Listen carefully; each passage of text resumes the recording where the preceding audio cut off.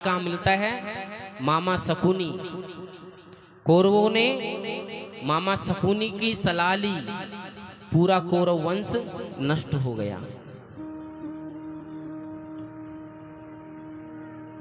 तो घर में माता पिताओं का आदर कम हो गया है, कोई किसी की नहीं सुनता है। अच्छा, पति पत्नी में भी प्रेम नहीं रहा।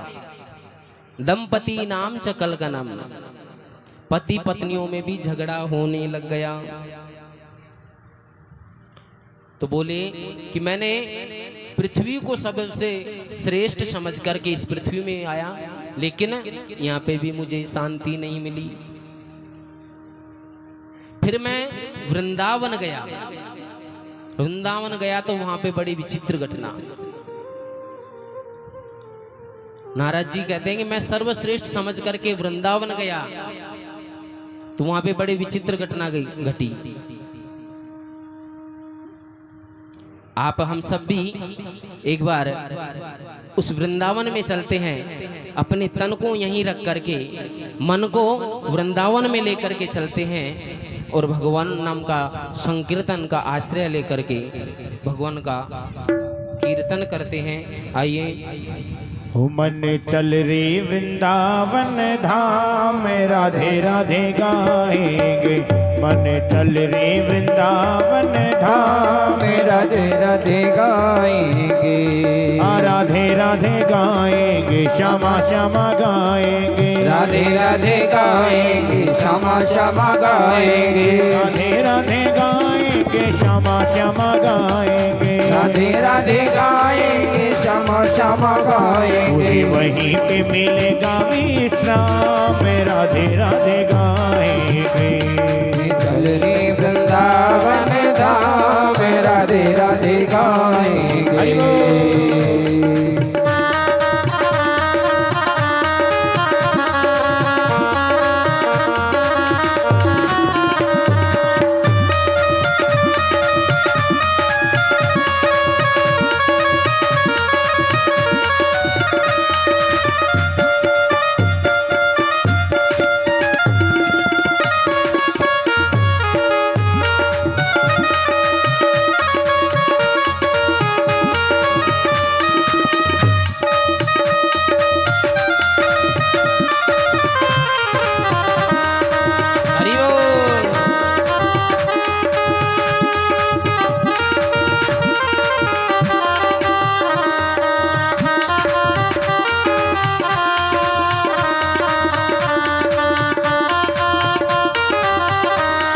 वृंदावन में बाके बिहारी, वृंदावन में बाके बिहारी। बाके बिहारी की लीला है न्यारी। बाके बिहारी की लीला है न्यारी।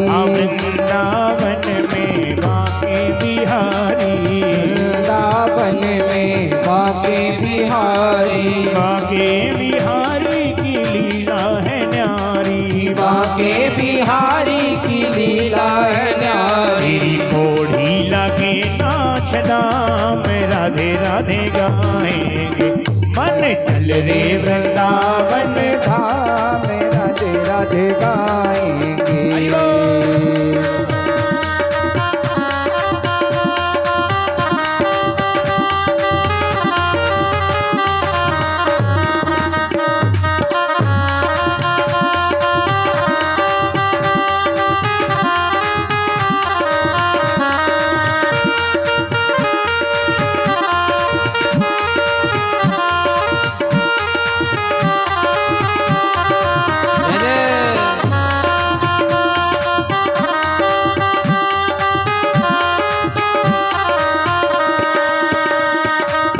वृंदावन में यमुना किनारा।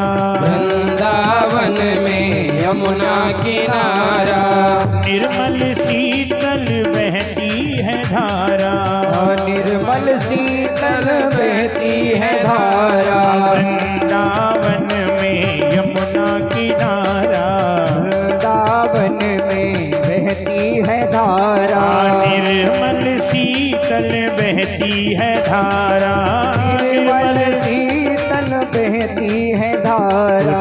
मिल जाए श्यामा श्याम, राधे राधे गाएंगे, तुझे मिल जाए श्यामा श्याम राधे राधे गाएंगे। मन चल रे वृंदावन धाम, राधे राधे गाएंगे। मन चल रे वृंदावन धाम, राधे राधे गाएंगे।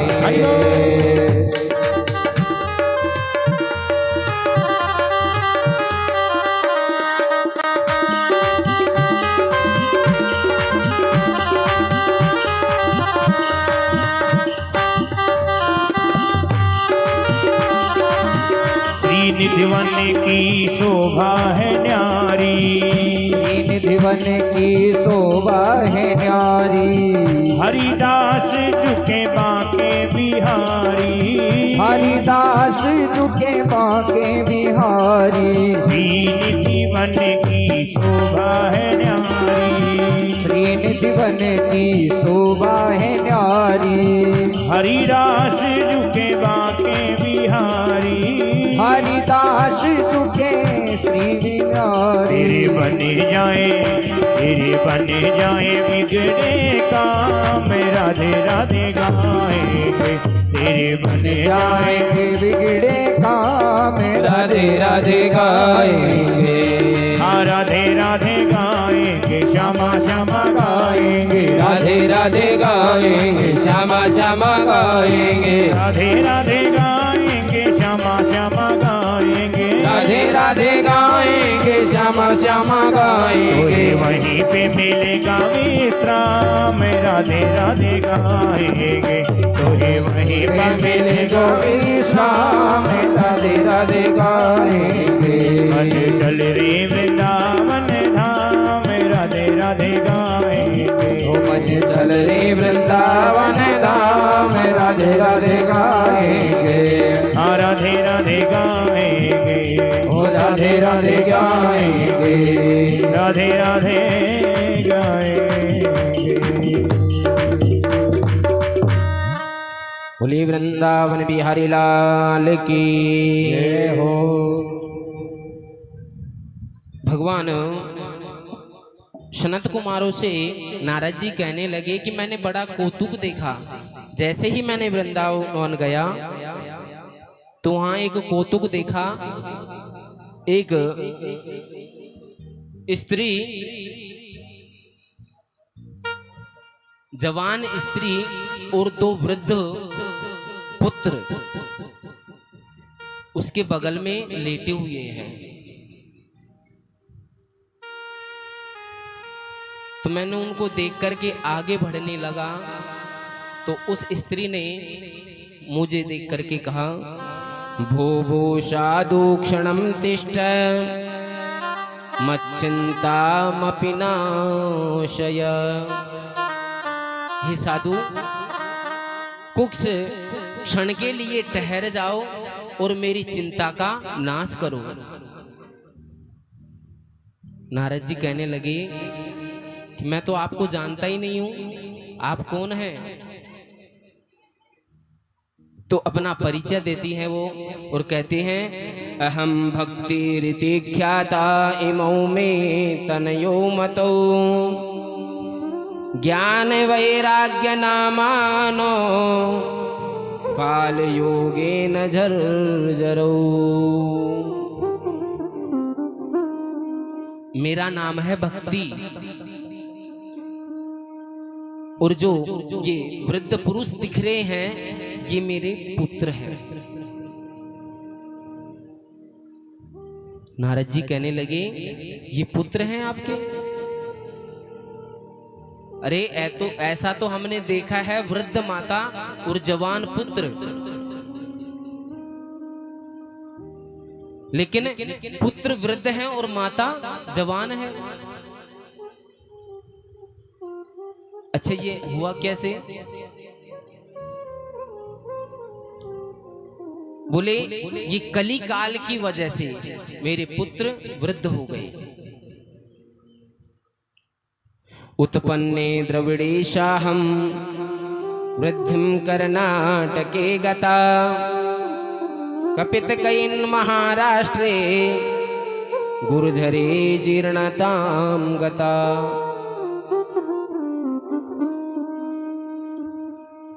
मेरा जन्म द्रविड़ देश में हुआ, कर्नाटक में मैं बड़ी हुई, महाराष्ट्र में रही और गुर्जरे जीर्णताम गता। जैसे ही गुजरात में पहुंची तो हम वृद्ध हो गए। वृंदावनम पुनः प्राप्या नवीनेव स्वरूपिणी। जैसे ही मैंने वृंदावन धाम का नाम सुना, जैसे ही मैं वृंदावन आई तो मैं तो नवीन यौवन स्वरूपिणी हो गई, मैं जवान हो गई और मेरे जो पुत्र हैं ये वृद्ध हो गए। तो मेरे पुत्रों का ये जो मेरा कष्ट है ये कैसे दूर हो। कलयुग के प्रभाव से दोनों पुत्र मेरे बूढ़े हो गए। नारद जी ने ज्ञान और वैराग्य के उत्थान के लिए, उनके बुढ़ापे को दूर करने के लिए बड़े प्रयास किए। वेद वेदादियों का पाठ किया, गीता का पाठ किया, लेकिन उनका बुढ़ापा कुछ क्षण के लिए दूर हुआ और वापस मूर्छित होकर के गिर गए।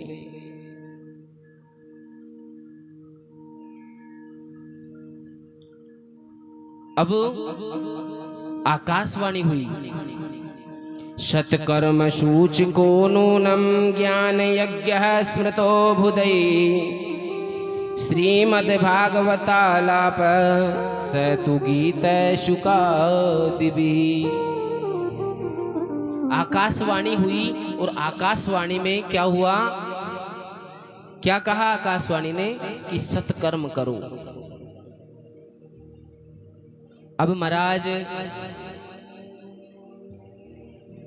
किसी से मैं सत्कर्म के बारे में पूछता तो सब मना कर देते कि सत्कर्म है क्या। सत्कर्म के बारे में कोई नहीं बता पाया।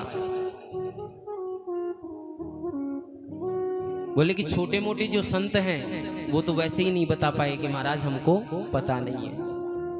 बड़े बड़े संतों के जब मैं आश्रम में गया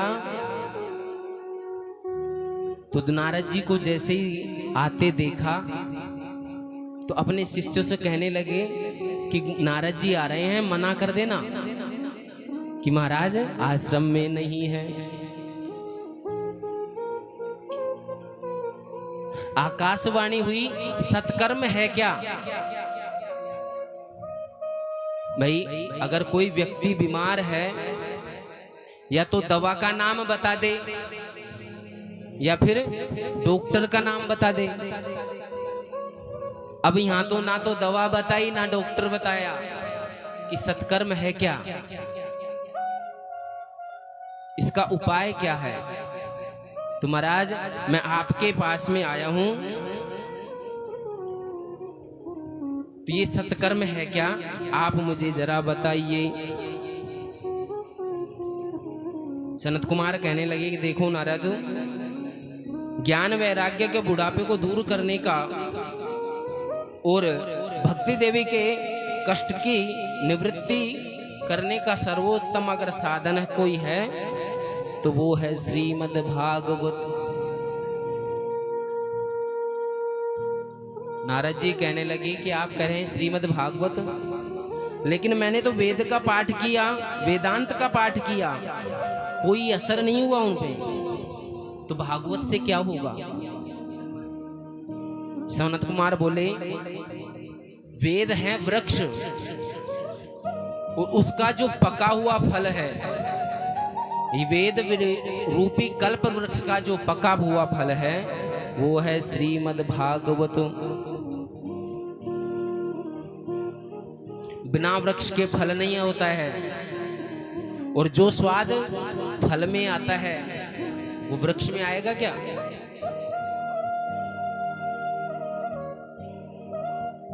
जो वेदांत का जो रस है वो है श्रीमद् भागवत।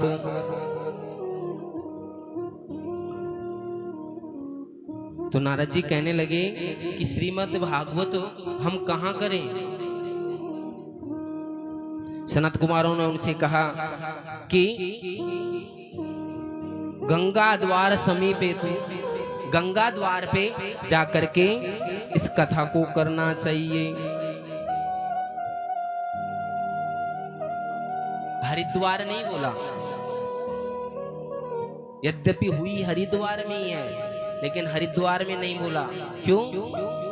क्योंकि अगर हरिद्वार बोल देंगे तो भगवान विष्णु के भक्त ये सोचेंगे कि ये तो नारायण की कथा है, तो हम चले, भगवान शिव के भक्त नहीं वो आएंगे।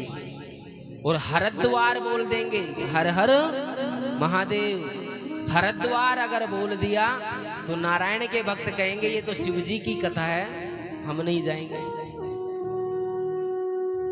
तो गंगा द्वार बोला। गंगा द्वार पे एक सुंदर तट है, आनंद तट। उस आनंद तट पे विष्णु के भक्त भी आए, शिव के भक्त भी आए, सभी भक्त आकर के विराजमान हुए।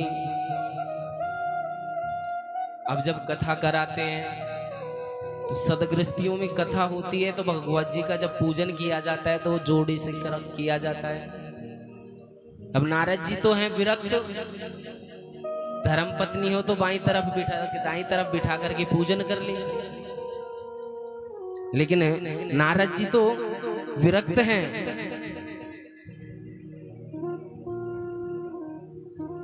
तो कहते हैं अगर विरक्त भी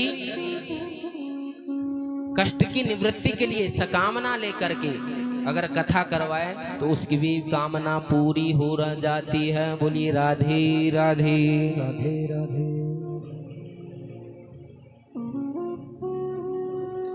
अकेले ने बैठ करके नारद जी ने 3 आसन लगाए,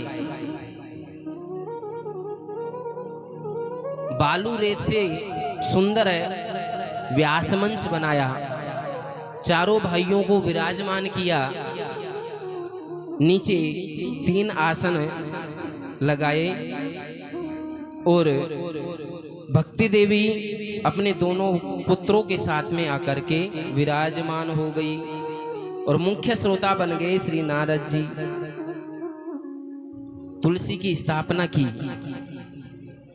अब तो महाराज धीरे धीरे हजारों की संतों की भीड़ लग गई। सनत कुमार कथा कर रहे हैं, नारद जी कथा करा रहे हैं, आनंद ही आनंद आ रहा है कथा में। भागवत की महिमा का वर्णन किया। शास्त्र कहता है कि कभी भी हम कथा सुने तो कभी शंका नहीं करनी चाहिए। शास्त्रों के बारे में मन में शंका को नहीं बिठाना चाहिए। कोई भी शंका हो उसको पूछ लेना चाहिए।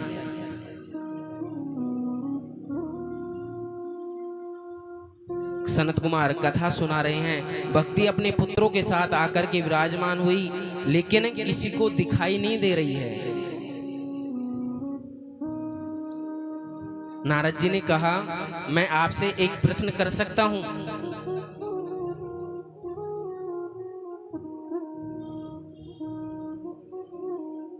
बोले करो। तो नारद जी कहने लगे कि अगर कोई भक्त आदमी कथा को श्रवण करके अगर मुक्ति पा जाए तो कोई बड़ी बात नहीं है। जिसने जीवन पर्यंत अगर भक्ति की फिर भागवत करा करके मुक्ति पाली तो कोई बड़ी बात नहीं है। लेकिन कभी कोई पापी दुराचारी की भी भागवत सुनने से मुक्ति हुई है क्या? तो सनत कुमार कहते हैं कि आप कह रहे हो दुराचारी पापी, ये मानवा पाप कृतस्तु सर्वदा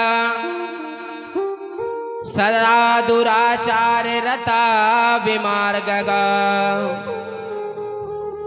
क्रोधाग्नि दग्ना कुटिलाश्च कामिन् सप्ताह यज्ञेन कलौ पुनन्ति ते। सनत कुमारों ने सुंदर व्याख्यान किया। जिस मनुष्य ने जीवन में कभी सत्कर्म नहीं किया हो, सदा दुराचार किया हो, पाप ही पाप किया हो, जिसकी पाप करने की मनोवृत्तियां बन गई हो, क्रोध रूपी अग्नि में जो हमेशा जलता रहता हो, क्रोधाग्नि दग्धा,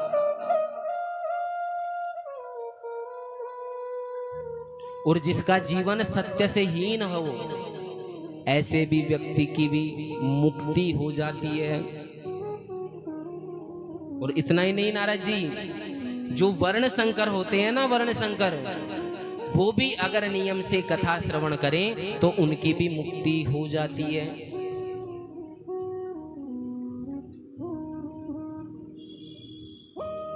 और किन किन की मुक्ति हो जाती है कि जीवन पर्यंत पाप ही पाप किया हो और मृत्यु के बाद में महान प्रेत बन गया हो, उसकी भी कथा श्रवण करने से मुक्ति हो जाती है। नारद जी बोले कि ये मेरे समझ में नहीं आया कि जिसने जीवन पर्यंत पाप किया हो और पाप करते करते उसकी मृत्यु हो गई, मृत्यु के बाद में भूत प्रेत पिशाच बन गए, अगर उनके नाम से भी कथा करें तो उनकी भी मुक्ति हो जाएगी। बोले हाँ।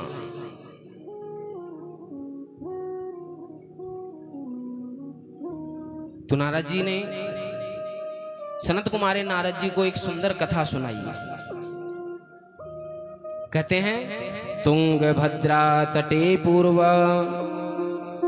मभुतपत्यापनमुत्तमम्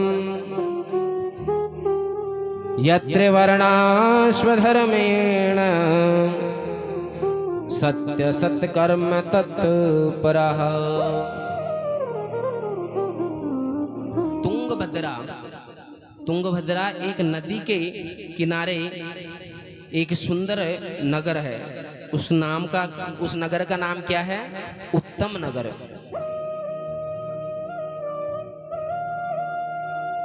वर्णाश्रम का धर्म का पालन करने वाले सभी संभ्रांत सद्भाषी लोग वहां पे निवास करते हैं।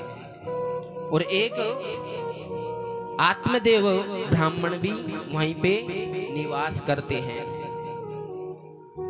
आत्मदेव का अगर शाब्दिक अर्थ करें तो क्या होता है कि जिसकी आत्मा में परमात्मा रमण करता हो वही आत्मदेव है।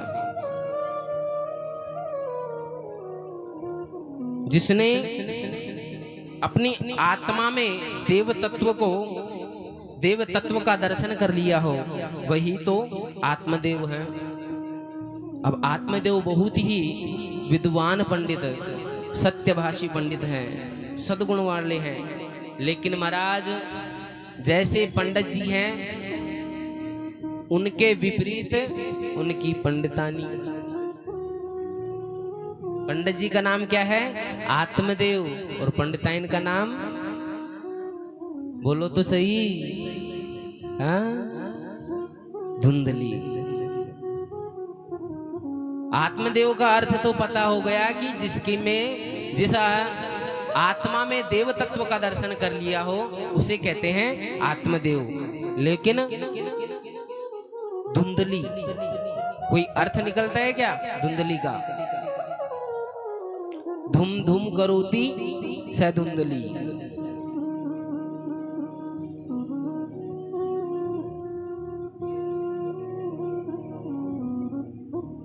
जब चूल्हा चलता है ना और गीली लकड़ी हो जाती है,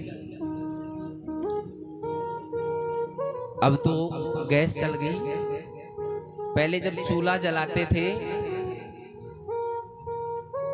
तो किसी लकड़ी के अंदर से, काष्ठ के अंदर से धुआं निकलता था,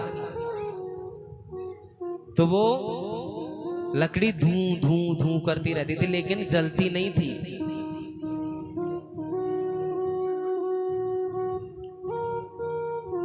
धुंधली जैसे पंडित जी हैं उनके विपरीत विपरीत लक्षणों वाली। पंडित जी तो इतने विद्वान, लेकिन धुंधली बिल्कुल विपरीत। दिखावा एक नंबर का करती महाराज।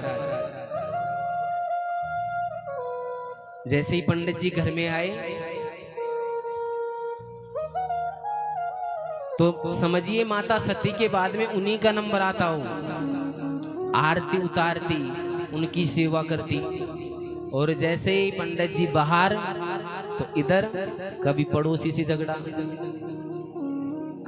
कभी किसी से झगड़ा, कभी किसी से झगड़ा। अब पति बेचारे रोजाना 4 बजे उठ करके पूजा पाठ को चले जाते और इधर उधर की बातें करती रहती। लोक वार्ता रता क्रूरा द्रायसो बहुजल्पिका सुराजाग्रह कृत्येषु कृपणः कलह प्रिया। जिसको कलह क्लेश बहुत प्रिय है वो कौन है? धुंधली। लेकिन ध्यान देना, जो दिखावटी प्रेम करते हैं ना, उसे परमात्मा नहीं अपनाता है। परमात्मा तो किसे अपनाता है? जो निर्मल मन हो। भगवान के जब मंदिर में जाएं, ध्यान देना सभी, भगवान के मंदिर में जाएं, कुछ लेके जाएं या ना जाएं, लेकिन भाव जरूर लेके जाना चाहिए। हम करते उल्टा हैं, दुनिया को दिखाने के लिए हजारों की माला ले लेंगे, हजारों का प्रसाद ले लेंगे, लेकिन जो लेके जाना है भाव, वो बिल्कुल भी नहीं ले जाते। तो भगवान कहते हैं बनावटी मुझे पसंद नहीं है। मुझे तो कौन पसंद है? बाबा तुलसी रामायण में लिखते हैं, निर्मल मन जन सो मोहि पावा। निर्मल मन जन सो मोहि पावा। निर्मल मन जन सो मोहि पावा। निर्मल मन जन सो मोहि पावा। मोह कपट छल छिद्र न भावा। मोहि कपट छल छिद्र न भावा। मोह कपट छल छिद्र न भावा। मोहि कपट छल छिद्र न भावा। परमात्मा कहते हैं कि मुझे निर्मल मन वाले पसंद हैं। कुछ छड़ाओ या ना छड़ाओ, लेकिन निर्मल मन से भगवान के हो जाओ। बोलिए बाल कृष्ण भगवान की जय हो।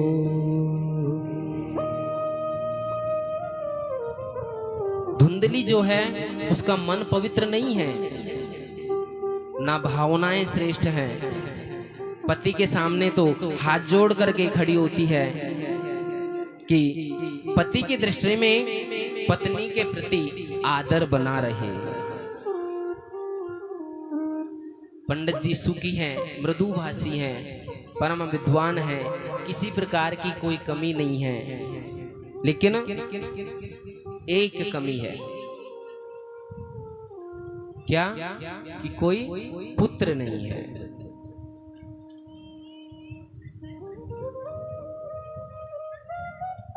घर में तुलसी का बिरवा लगाते तो तुलसी का बिरवा भी सूख जाता। घर में एक गौ पाल रखी है, गाय पाल रखी है, तो वो गाय भी बंध्या है।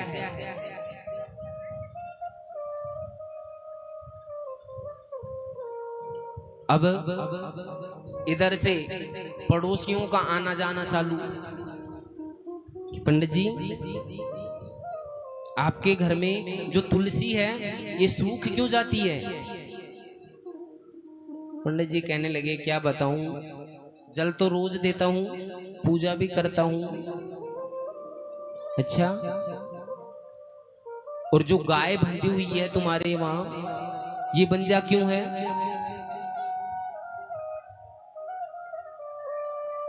आत्मदेव ब्राह्मण पंडित जी कहने लगे कि गाय की भी सेवा मैं बहुत अच्छे से करता हूँ। वो पड़ोसी कहने लगे कि